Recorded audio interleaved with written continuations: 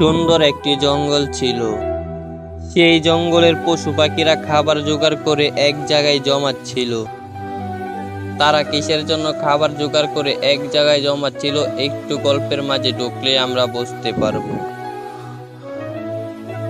তাদের সাথে বনের রাজা বাঘও খাবার জোগাড় করে জমাচ্ছিল।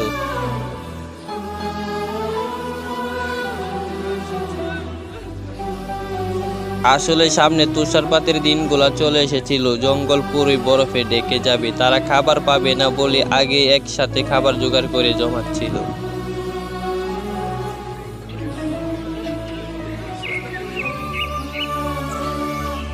একদিন গাবি আর টমকে একটি ফড়িং বলল, তোমরা এসব কি করছো? এত কষ্ট কেন করছো? তুষারপাত আসতে তো এখনো অনেক সময় আছে। আর তাছাড়া এত কষ্ট করার কি প্রয়োজন? তুষারপাত হলে তো জঙ্গলের অনেক জায়গায় খাবার পাওয়া যাবে। তোমরা আমাকে দেখো, আমি কোনো মেহনত করতেছি, এরপরও আমি খেয়ে যাচ্ছি।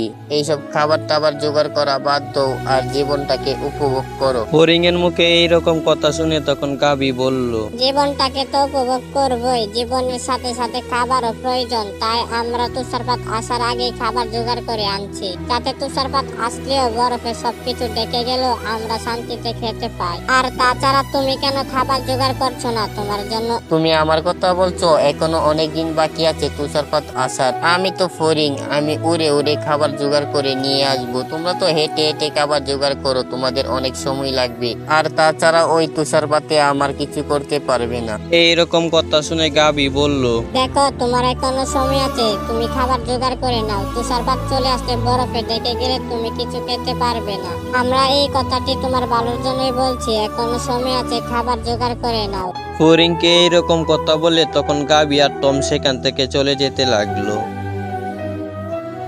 ফড়িংটি ছিল অলস, সে শুধু সারাদিন ঘুমাতো।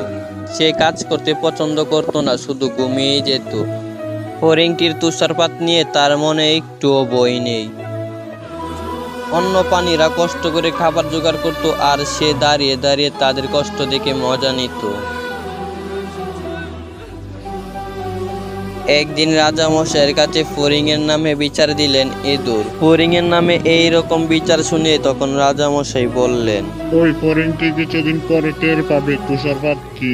যখন বরফে সবকিছু ঢেকে যাবে, জঙ্গলে আর কোনো খাবার থাকবে না, তারপরে ওর শিক্ষা হবে। আমাদের কোনো সমস্যা হবে না, আমার এই গোয়াতে কোনো তুষারপাতের বরফ আসতে পারে না। তোমরা দেখে নিও, ওই ফড়িংটি নিজের ভুলের জন্য অনেক কষ্ট পাবে। এরপর রাজা মশাই আরো বলল, আচ্ছা, তাহলে তোমরা চলে যাও, তোমরা অনেক কষ্ট করেছো, একটু বিশ্রাম নাও। আর তোমরা সাবধানে থাকবে, জঙ্গলে অনেক বিপজ্জনক হিংস্র প্রাণী আছে, নিজের খেয়াল রাখবে সব সময়। রাজা মশাইয়ের কাছে এইরকম কথা শুনে তখন ইঁদুরটি বলল, আচ্ছা রাজা মশাই, আমরা চলে যাচ্ছি, আর আপনি আপনার নিজের খেয়াল রাখবেন, আমরা আবার কালকে ফিরে আসব। এইরকম কথা বলে তখন তারা সেইখান থেকে চলে আসলো। কিছুদিন পরে দেখা যায় আস্তে আস্তে জঙ্গলটিতে বরফ পড়ছে, আর সেই সুন্দর জঙ্গলটি এক তুষারপাতের জঙ্গলে পরিণত হয়ে গেল। চারিদিকে শুধু বরফই ছিল, উপর থেকেও বরফ পড়ছিল। আর তুষারপাতের দিনগুলোতে যে প্রাণীগুলা খাবার জোগাড় করেছিল তারা রাজা মশাইয়ের কাছে চলে আসলো। আর তাদের কোনো খাবারের কষ্ট হতো না, তারা কষ্ট করে যে খাবার জমিয়েছিল এই ঠান্ডায় তুষারপাতে, এখন তারা সেই খাবার খাচ্ছে। তারা কষ্টের দিনগুলোতেও তাদের পরিশ্রমের জন্য এখন তারা অনেক সুখে শান্তিতে দিন কাটাচ্ছে। আর ওইদিকে ফড়িংটি এইরকম তুষারপাত দেখে সে অনেকটাই ভয় পেতে লাগলো। উপর থেকে বরফ পড়ছে, সে আরো ভয় পেতে লাগলো। ফড়িং এর জীবনে এইরকম তুষারপাত আর কোনোদিন দেখেনি। তার অনেকটাই খিদে পেয়েছিল, তাই সে বয়ে বয়ে খাবার খুঁজতে অন্যদিকে চলে যেতে লাগলো। ফড়িংটি সারা জঙ্গল জুড়ে খাবার খুঁজছে, কিন্তু কোনো খাবার পাচ্ছে না, সবই ছিল বরফে ঢাকা। একদিকে ফড়িংটি কোনো খাবার পাচ্ছিল না, আরেকদিকে এত তুষারপাতে তার কোনো থাকার জায়গা ছিল না, তাই সে কাঁপতে কাঁপতে বলল, হাই রে, আমি কি ভুল করেছি? আমাকে জঙ্গলের প্রাণীরা বলছিল আগে থেকে খাবার জোগাড় করে রাখতে, কিন্তু আমি কোনো খাবার জোগাড় করিনি। এখন আমি কোথাও খেতেও পারছি না। আমার জঙ্গলের প্রাণীরা তারা খাবার জোগাড় করে রেখেছে, কিন্তু আমি খাবার জোগাড় করে রাখতে পারিনি। এখন ভাবছি আমি একটু রাজা মশাইয়ের কাছে যাব। যদি রাজা মশাইয়ের কাছে গেলে আমাকে একটু খাবার দেয়, আমি তো তার জঙ্গলেরই প্রজা। আমি অনেক বড় ভুল করেছি আমি রাজা মশাইয়ের কাছে যোগাযোগ না করে। আর আমি অনেক আলসে হয়ে গেছিলাম। সবই আমার নিজের ভুল। আমার নিজের ভুলের জন্য এখন আমাকে নিজেকেই পস্তানো হচ্ছে। ভুল করে এখন আর এসব বললে কি হবে? যাই, আমি তাড়াতাড়ি রাজা মশাইয়ের কাছে যাই। এইরকম কথা বলে ফড়িংটি তার নিজের ভুল বুঝতে পেরে রাজামশাইয়ের কাছে যেতে লাগলো।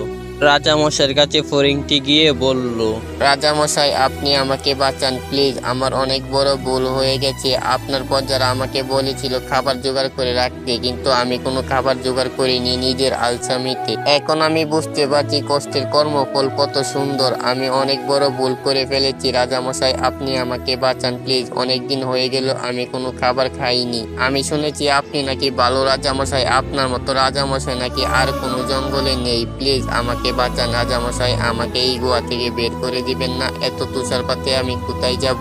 আর তাছাড়া আমি তো আপনারই প্রজা। আপনার দায়িত্ব আমাকে বাঁচানো। প্লিজ রাজামশাই, আমাকে বাঁচান। আমার আর এইরকম ভুল কোনোদিন হবে না। এইরকম কথা শুনে তখন রাজামশাই বলল, আমি জানতাম তুমি তোমার নিজের ভুলটা বুঝতে পেরে আমাদের কাছে আসবে, তাই আমরা তোমার জন্য অনেকটি খাবার জোগাড় করে রেখেছি। তুমি খেতে পারবে, তুমি চিন্তা করো না। আমি এটাও জানতাম তুমি কোনো জায়গায় থাকার মতো জায়গা পাবে না, তাই আমি তোমার জন্য জায়গা রেখেছি। তোমার এইরকম আলসামির বিষয়ে আমাকে ইঁদুরটি আগে বলে দিয়েছিল। আমি জানতাম তুমি এইরকম বিপদে পড়বে, তাই আমরা সবাই মিলে তোমার খাবার জোগাড় করে রেখেছি। তুমি চিন্তা করো না। এইরকম কথা শুনে তখন ফড়িংটি বলল, রাজামশাই, আমাকে প্লিজ আগে কিছু খেতে দেন। আমার খুব খিদে পেয়েছে। 4-5 দিন ধরে আমি জঙ্গলে খাবার খুঁজছি। খাবার তো দূরের কথা, শুধু বরফই দেখা যায় জঙ্গলে। এইরকম কথা শুনে তখন বাঘ বলল। হ্যাঁ অবশ্যই, এখনই আমি দিচ্ছি তোমাকে খাবার। বাঘটি তখন তাকে একটি আপেল এনে দিল। এই আপেলটি খেয়ে নাও। এই আপেলটি খেয়ে গুহায় বিশ্রাম নাও, তোমাকে কোথাও যেতে হবে না। আপনি মহান, আপনি মহান রাজামশাই। আপনার মতো রাজা যেন প্রত্যেকটি জঙ্গলে হয়। এরপর থেকে ফড়িংটি রাজামশাইয়ের গুহাতেই থাকতো। আর রাজামশাই তাদেরকে সময় কাটানোর জন্য অনেক সুন্দর সুন্দর গল্প শোনাতেন। এভাবেই কাটছিল তাদের তুষারপাতের দিনগুলো। এভাবেই গল্প করতে করতে কেটে গেল তাদের অনেক দিন। কিছুদিন পরে দেখা যায় জঙ্গল থেকে আস্তে আস্তে বরফ চলে যাচ্ছে, আর তুষারপাত গিয়ে জঙ্গলটি আগের মতো ক্লিয়ার হয়ে গেল। তুষারপাত চলে যাওয়ায় ফড়িংটি অনেক খুশিতে নাচছিল। জঙ্গলের একটি ভালো রাজার জন্য ফড়িংয়ের জীবনটি বেঁচে গেল। ফড়িংটি খুশি হয়ে গেছিল, সে এই বছরে বেঁচে গেছে। সে সামনের বার আর এই রকম ভুল করবে না। সে পরিশ্রম করে খাবার আগে থেকে জোগাড় করে রাখবে। তাই ফড়িংটি খুশি হয়ে নাচতে লাগলো। তো ভিউয়ার্স, আজকের মতো এখানে বিদায় নিচ্ছি। আর যেহেতু কার্টুনটি মোবাইল এডিট, তাই এত টপ প্রফেশনাল হয়নি। আপনাদের কাছে ভালো লাগলে কমেন্ট বক্সে বলে যাবেন। তো আজকের মতো এখানেই বিদায় নিচ্ছি। সবাই ভালো থাকবেন, নিজের খেয়াল রাখবেন। আল্লাহ হাফেজ।